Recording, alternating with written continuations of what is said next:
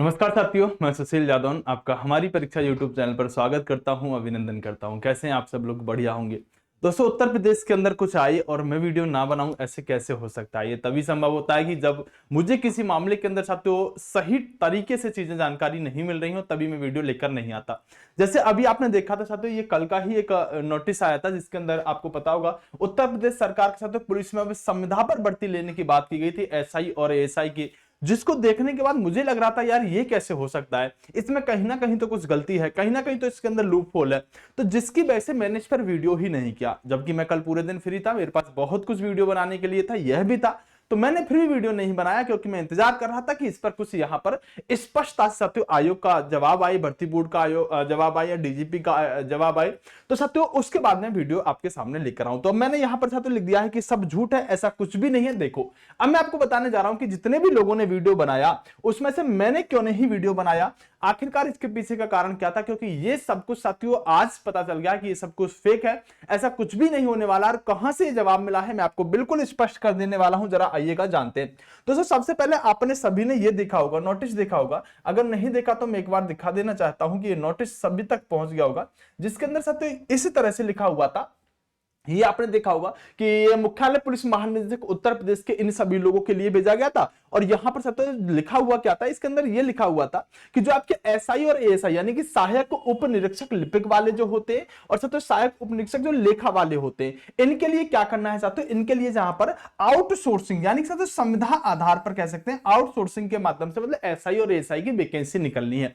मतलब ऐसा था कि ऐसा लग रहा था कि यूपी पुलिस के अंदर भी अब संविदा पर साथियों यहां पर पुलिसकर्मी होंगे, ऐसा इस नोटिस के माध्यम से जानकारी मिल रही थी। ये नोटिस जैसे आया तो सच में साथियों अपने आप में एक बड़ी बात थी कि अगर पुलिस के अंदर भी साथियों लोग संविदा पर रहने लगे तो कहीं ना कहीं सरकार सोच क्या रही है, चाह क्या रही है, मतलब सरकारी नौकरी यहां से भी खत्म करना चाह रही है। तो ऐसे विचार साथियों बहुत सारे लोगों के दिमाग में उठने लगे। तो अब क्या हुआ साथियों, इस पर जवाब आ गया। और जवाब क्या है साथियों, जवाब सुन लीजिएगा। पहले मैं आपको यह दिखा देना चाहता हूं कि साथियों पुलिस में गोपनीय पद आउटसोर्सिंग से भरने का जारी पत्र लिया गया वापस, मतलब वो पत्र वापस ले लिया गया है और माना है कि वह पत्र साथियों गलती से जारी हो गया था। अब साथियों मैं दिखाना चाहता हूं कि यह लिखा हुआ कि प्रशांत कुमार ने कहा कि पत्र गलती से जारी हो गया है।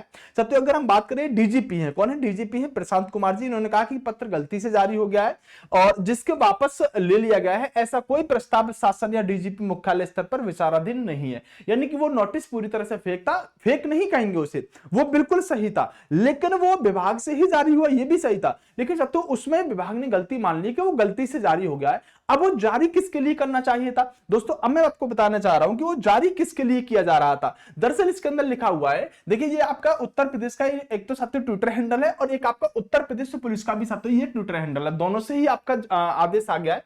यूपी पुलिस के साथियों आउटसोर्सिंग से भर्ती का विचार का मामला, डीजीपी प्रशांत कुमार का बयान क्या है कि सोशल मीडिया पर पुलिस विभाग में आउटसोर्सिंग का मतलब यही होता है साथियों संविदा आधारित के संबंध में एक पत्र प्रसारित हो रहा है। यह पत्र त्रुटिवश जारी हो गया, मतलब गलती से जारी हो गया, ऐसा नहीं था कि वो किसी ने अपनी तरफ से बनाया था, ऐसा वैसा नहीं, वो जारी तो यहीं से हुआ था, लेकिन इन्होंने माना है कि वो गलती से त्रुटिवश जारी हो गया है। पुलिस विभाग में चतुर्थ श्रेणी कर्मचारियों की आउटसोर्सिंग की, यानी कि साथियों जो फोर्थ क्लास के लोग होते हैं उनकी आउटसोर्सिंग के लिए निकालना था, लेकिन वो एसआई और एएसआई के लिए निकल गया, ऐसा इन्होंने माना है।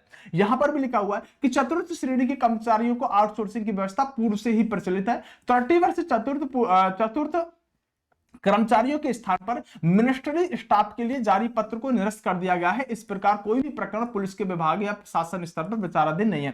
यानी कि साथियों चतुर्थ श्रेणी के जो फोर्थ क्लास के जो लोग होते हैं उनके लिए साथियों वैकेंसी निकालनी थी, लेकिन गलती से किसके लिए निकल गई है साथियों, ये आपके अगर हम बात करें तो मिनिस्ट्री स्टाफ के लिए निकल गई है।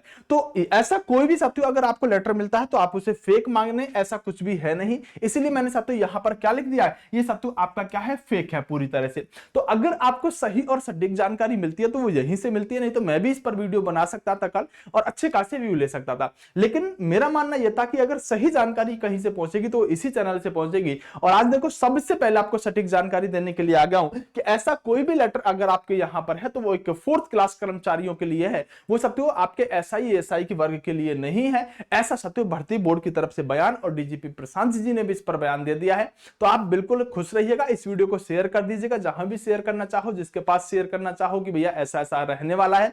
और हाँ, अगर आपको सही और सटीक जानकारी चाहिए तो यही चैनल आपको सबसे सटीक और सही जानकारी बिना किसी लाग लपेट के देता है, तो चैनल सब्सक्राइब करना मत भूलिएगा। बाकी वीडियो शेयर वगैरह कर सकते हैं। बेस्ट ऑफ लक, नमस्कार, जय हिंद दोस्तों।